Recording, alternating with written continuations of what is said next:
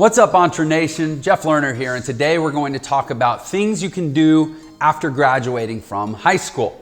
Something I never did, by the way. Sometimes I know it can feel like a lot of pressure to know what you should choose. After all, there are so many options and so many people who think they know what's best for you. Well, I'm not making this video to shove you in one direction. I'm just shooting this to aid you in your path and tell you about some various options. I know there are a million channels out there you could subscribe to. There's people playing video games, there's people flipping on trampolines, there's people filming their cats. But if you want to follow someone who is committed to helping you have an excellent and an amazing life, then hit subscribe, like this video, and let's get into it.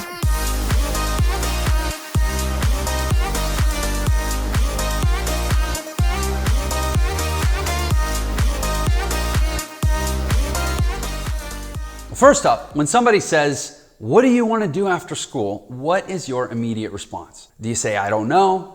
Or do you already know what your biggest dreams are? Well, don't worry, it's completely normal to still be deciding what's right for you. Statistics say, even if you think you know what you want to do, you're wrong, and that the average person will change careers 5 to 7 times during their working life. And 30% of the workforce is actually going to change careers or jobs in the next 12 months. So this just proves you don't need to commit to one thing. It is healthy to try out a few options and to change your mind along the way. Millennials or Generation Z, if you're watching this video, you maybe are likely one of those. Whatever you are the lucky ones. You were born into a society where information, education, entertainment, and everything else is just a click away. And the choices out there are so vast, you can pretty much become anything you like. Take it from me, a jazz musician turned digital marketer turned entrepreneurial educator. You can literally do anything you want in this world.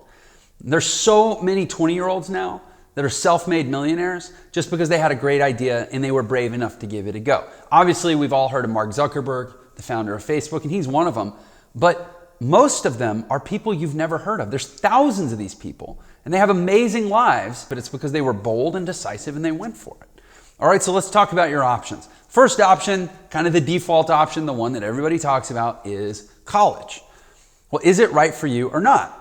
Well, if you already know that you want to be a doctor or a teacher or a lawyer or a specific profession that requires a college degree, then you will need to go to college. You could also choose to study psychology for 4 years and then realize it's not for me. This happens all the time, and I'm honestly not saying it's the worst thing in the world. But what I will say is consider the opportunity cost. Consider what you could do in those years with the time and the money that you spend on college. Let's start with just the time. Imagine if you had focused on, say, studying a self-paced online course instead. Would you be getting the same result as going to college?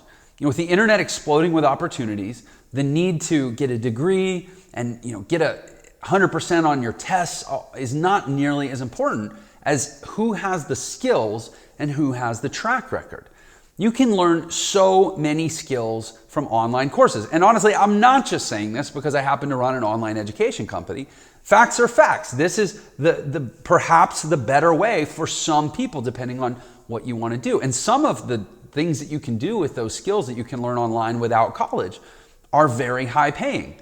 For example, if you want to be a designer, instead of studying 3 or 4 years at college to get a graphic design degree, why not just start learning it yourself with some online tutorials? Honestly, I pay tens of thousands, there've probably been some years I've paid hundreds of thousands of dollars to freelance graphic designers. To be honest, I don't even know if they went to college. I never asked. I just cared what they could do.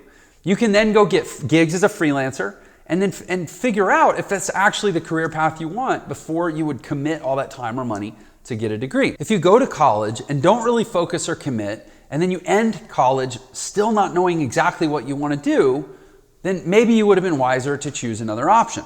For example, if you were to use even a quarter of that money, let's say $25,000, to invest in other types of education, or even setting up a business, or even starting your savings and investing, you would still be way ahead of the game as opposed to somebody that finishes college $50,000 or $100,000 in debt and has to pay all that back plus interest before they can ever save a dime. And let's say you took all that money, you could set up several businesses. Let's say you spend $10,000 or $20,000 on multiple businesses and all but one of them fail, and you're still way ahead of the average student who's just digging out of debt.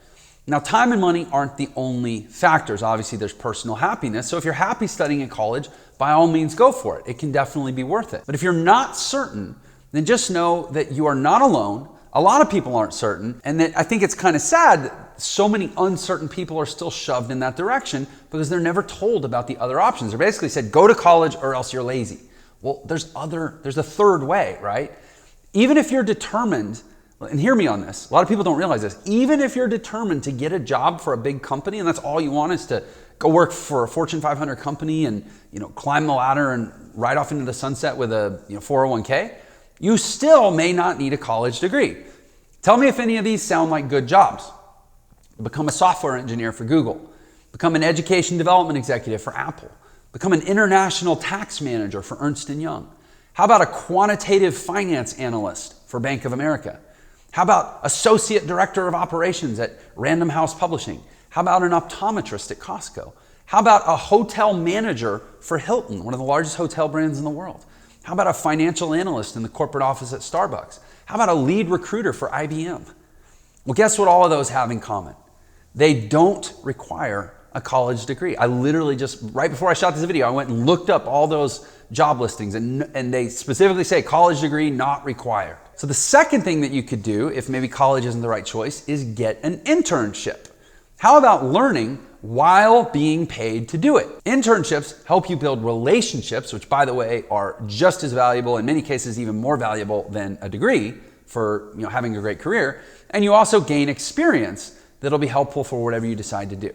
Then they can help you decide if you like the industry that you're in or not. For example, maybe you've always wanted to work on a film set and you land yourself a role or as an intern grip. The ones that basically lug the heavy video equipment around. Well, then at least you get to be around the set and you can decide if you would prefer to move into the costume department or makeup or lighting or whatever. So you go there and then ultimately if you do well, you're gonna get a full-time job even though you started as an intern. They don't care. They're not looking at your degrees. They're just hiring people that are willing to work and show smarts and show interest. And then the third option is going to a trade school. Maybe you prefer doing something physical. Well, trade schools provide hands-on training that enables you to become an electrician, plumber, carpenter, welder, or some other of what they call the skilled trades. And typically from there, you'll enter an apprenticeship program for a set period, and then you take written and practical tests to complete and get certified to actually do the work. And this again, it requires some time commitment and some money, but it's a lot less than college. And ultimately, if it's gonna be something you enjoy, then it will have been worth doing. And if not, you won't have spent 4 years and $100,000 to discover that. Maybe once you're feeling confident, then you have the option to maybe go get a job working at a contracting firm, but you could also set up your own business in that trade. And sure, setting up a business requires some upfront investment, but ultimately there's a lot more potential for freedom and lifestyle flexibility than just working for someone else. And the fourth thing you should consider is potentially actually traveling and working. Many people talk about doing a gap year between high school and college. Or maybe you're done with your schooling and you just want to experience a new culture. Well, there actually are lots of options for getting paid to travel. How about being something like an au pair for a Swiss family in the Alps, where you literally get paid to go live in one of the most beautiful places in the world and help them with their kids? How about getting a holiday visa and going and bartending in London, for example? You could go be a lift attendant at a ski resort in France. You could go teach English as a second language in Argentina. How about becoming a freelancer or an entrepreneur? Or working online from anywhere you want. You can literally go work on a beach somewhere. I have friends that run Facebook ads living on the beach in Vietnam from their laptops, and they make like $200 or $300 grand a year each. It's the two guys, they have an agency together. Agency nets like $600 grand a year. They split it, hang out on the beach all day. You just need to check out what the visa regulations are in the country you want to go, and ultimately you need to acquire the skills that allow you to have the life that you want. And if you travel to inexpensive places like Asia, I mentioned my friends in Vietnam, your money goes so far. You make $50,000 a year in Vietnam, you live like a king. Like you'd need to make $1 million a year to live like that in New York City. And traveling has this other benefit of giving you this real world experience that is something you will value and remember forever. I can tell you from my experience that the things that I did when I was young that took me to other countries are some of the most impactful and formative experiences in my life. And the number 5 option is to actually create something. Perhaps you're somebody with lots of ideas. Well, you could actually launch them into a business. A lot of people think they're too young to do that. I get messages online saying, can I really do this? Because people know I teach entrepreneurship. They say, can I really do this? I'm 14, I'm 16. I say, well, I can't tell you to do anything without your parents' permission, but yeah, you technically can do it. Juliet Brindak is only 20 years old, and she's the founder of a hugely famous website, missoandfriends.com, which is worth $42 million. Her website targets girls and women. She's also written a book that sold over 120,000 copies. What about Daniel Schlesinger? At 12 years old, Daniel noticed that his hands and his lips were getting overly dry during the winter months. Well, he had a solution for his lips, right? They didn't have a solution for his hands. So he took his lip balm and he rubbed it on his fingers. Hey, that worked better than these messy hand creams.